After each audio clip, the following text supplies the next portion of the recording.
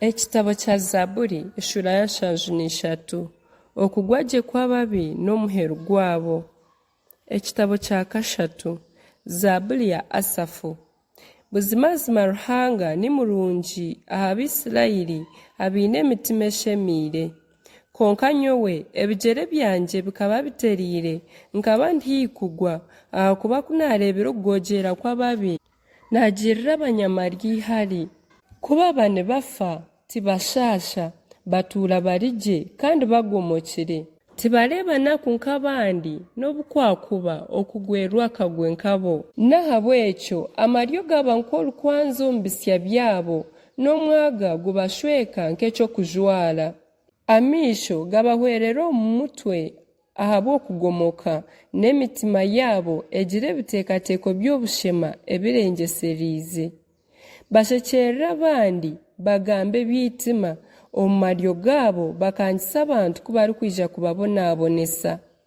Akanwa kaabo kagamba eby'okujuma iguru n'orurimi rwabo rugendagenda omu nsi nirugamba eby'okwehimbisa.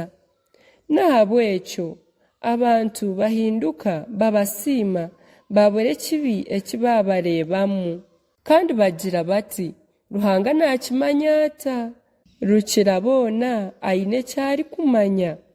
Reeba ababi naaba kandi ahabw'okugira obusinge obutosha beyongyera kugira obutungi. Nkeeruhiza busha kushemeza omutima gwangye n'okunaabisa engaro zangye omu kutashiisha.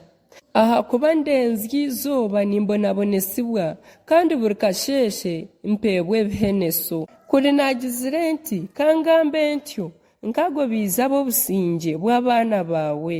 Kunaateekateekire okundashoborokyerwa ekyo kikandusya kyandema okwisi obu naagiira omwanya gwa Ruhanga oguri kwera nkateekateeka ebiribaho aha muheru. Buzimazima oba tahari kuteerera obagwisa bahwerekyerera kabahindukire itongo omwanya mukye.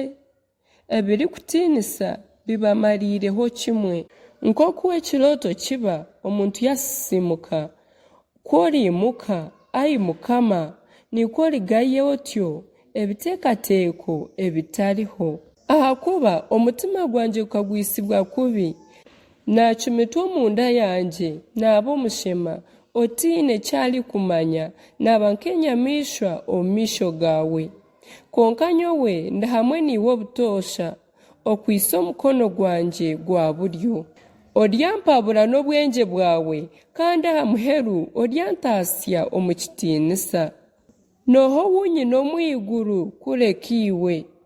Tihariho ndiijo weena ahansi owunyiniire orushusho kureka iwe.